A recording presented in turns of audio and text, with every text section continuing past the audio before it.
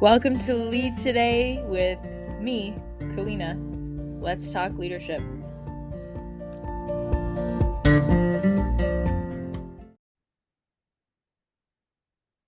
Hi, lovely to be back with you today. We are rounding out the series on my book, Memorable Lessons to Leave a Legacy. We are on chapter 21, talking about resourcefulness, which, big word, and I think difficult to embody when things get tough, but that's exactly the moment when you need to call upon your resourcefulness, isn't it? So the reason that this skill, characteristic, really, I would say it's a character trait, right? All of these are sort of characters or spirits to embody the spirit of resourcefulness, the spirit of responsibility, of patience.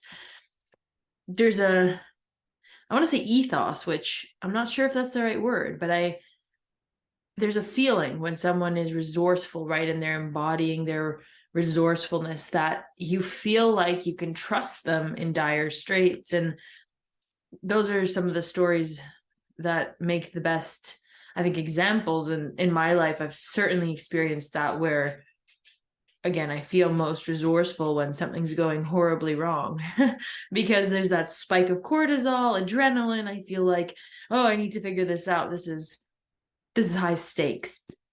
And I feel that we all have situations like that in our lives. And if we call upon our inner resources, we'll be better off in those situations. And so I thought it was important to address that in this book, because I've certainly had to cultivate the skill, and imagine you might have as well. And so, well, how do you deal with resourcefulness? I think it goes hand in hand with the next chapter, which is patience, interestingly enough, because in the heat of the moment, things get really fast. And so I talk about the idea of pausing, and I have a tool in the book that helps you. I talk about pausing as a really great means of, let's say, bringing together all of your inner resources so that you can think. And so even if it feels like a split second in the moment, just saying, hang on a second, what needs to happen next? And kind of just giving yourself that split second. Okay, what needs to happen? What's the very next step here? What can I do? I think makes a huge difference. There is a time when I was in Aruba and there was a gentleman that was kite surfing. I think that's what it's called. No, parasailing. No, kite surfing, where it looks like the sail of a boat and you hold on and you're standing on it. Yeah, I think that's what it is. And I was there, and the man had a heart attack. And so he was washed up on the beach, and people pulled him in, and he was bright blue. And, somebody came over who was a nurse and another one that was a doctor, and people were trying to revive him. And so I was sitting there thinking, okay, well, what can I do? Right. Lots of people had gathered around and were just sort of staring, which I think is natural when there's something out of the ordinary going on. But for me, it was like, I need to do something. And so I ran to the hotel that was nearest to where he was on the beach. And I went to ask for a defibrillator because I thought maybe, they were saying he had a heart attack and perhaps a defibrillator would help. And so, I ran in there trying to find somebody that had one. Sometimes they have them beside the bar, or in certain parts of the hotel, they're meant to have defibrillators. And so, that's what I took upon myself to do. And so, ultimately he did die. He didn't make it, unfortunately. Well, or it was his time. I don't know if it's fortunate or not. Not for the family, it wasn't, but death is an interesting thing. I think we all have our time. But that's a topic for another day.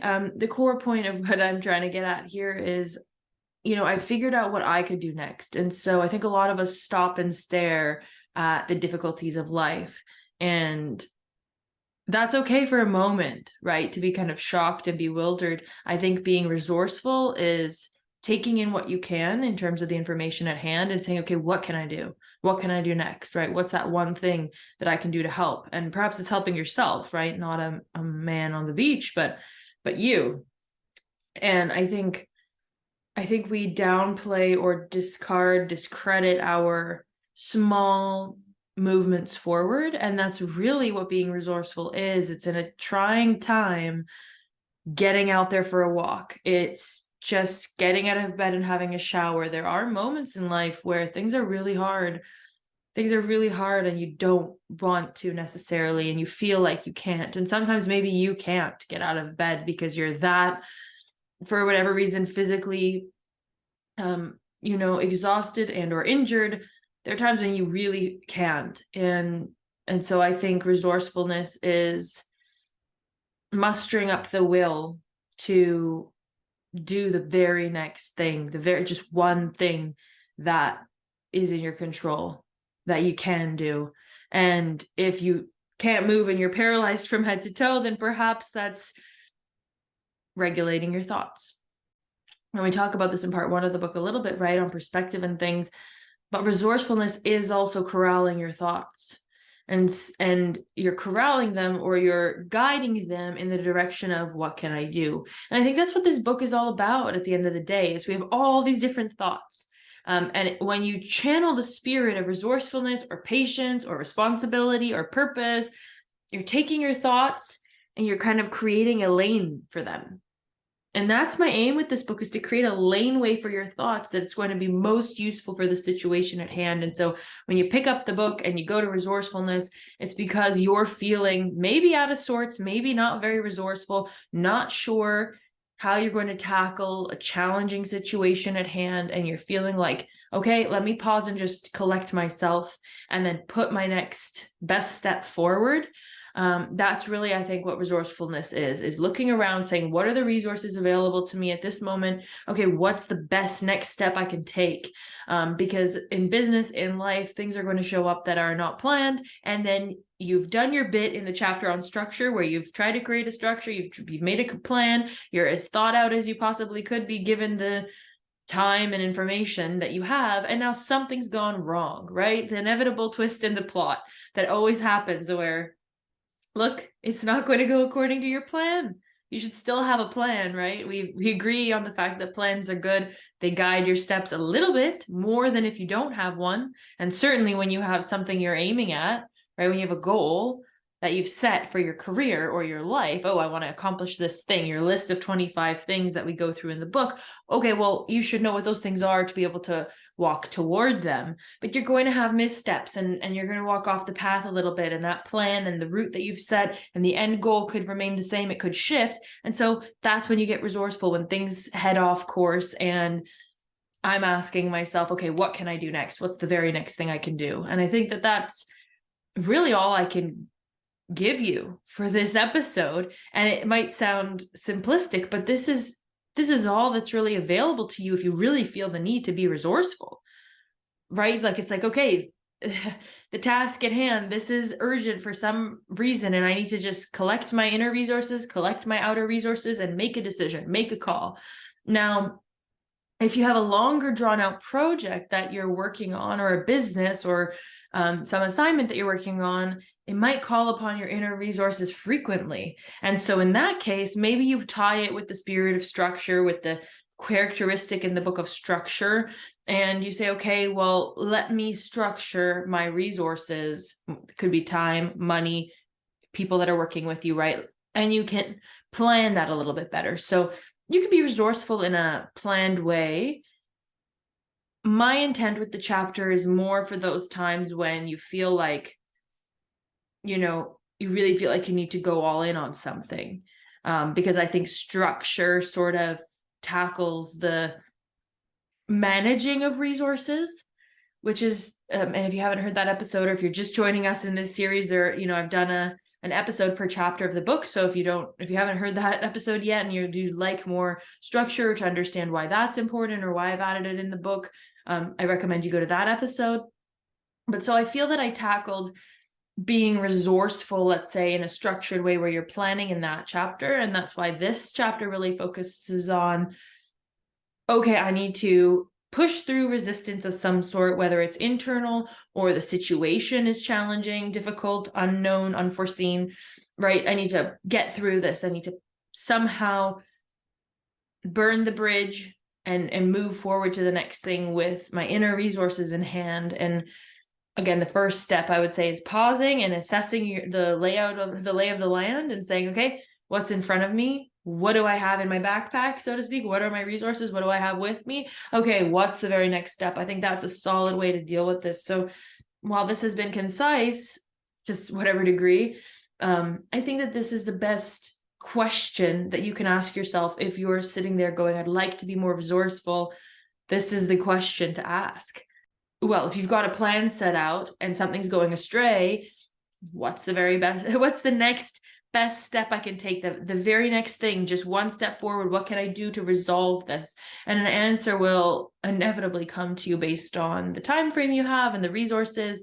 And if an answer is not coming to you, then I recommend, you look into one for sure. And then you decide what to do. And so that's actually the tool that I talk about. It's called PRR, pause, research, respond. And so you're creating space in each step so that you don't have a knee-jerk reaction, which, if there's a dying man on a beach, there's an adrenaline response to what's going on. So what should I do? Right? Oh my goodness, this is happening. And again, people will have the fight, flight, or freeze response.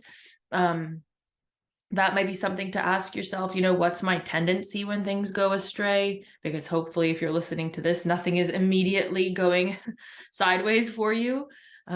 So, what's going off the path for me? And then what's my typical response to that? Because if you can identify that for yourself as well, that's useful to know your tendency. So for me, definitely, if there's a conversation that feels like it's getting off the rails, my response is usually to freeze or flight. I'm not necessarily a fighter, like if I have to, but it's definitely not my first response. Like my first response will be to go quiet, and then leave.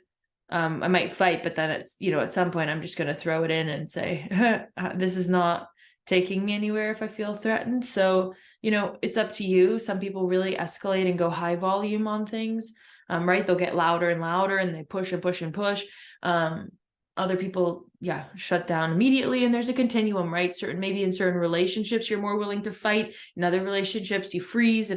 So it might be an interesting thing to consider what your response is in a time of difficulty or confronting or difficult conversation, and to identify that, because the tool of PRR, pause, research, respond, is going to help you, well, no matter which one of those, right? Because if you're freezing, it's like, okay, hang on a second.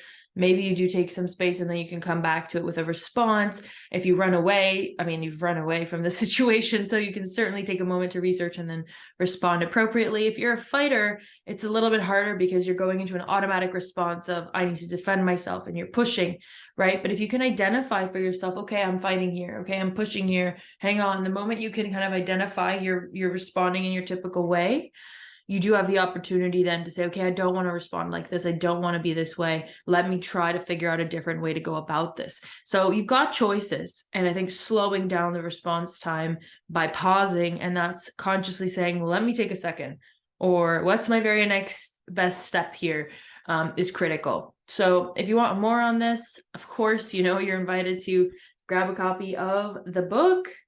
I would love to hear your thoughts on it, and see you in the final episode of this series about patience, where we're going to talk about how exactly do you cultivate that patience in your life, and why is that important when things seem to be moving faster than ever. So I'll see you in the next one. I hope you're enjoying this, and take good care until next time.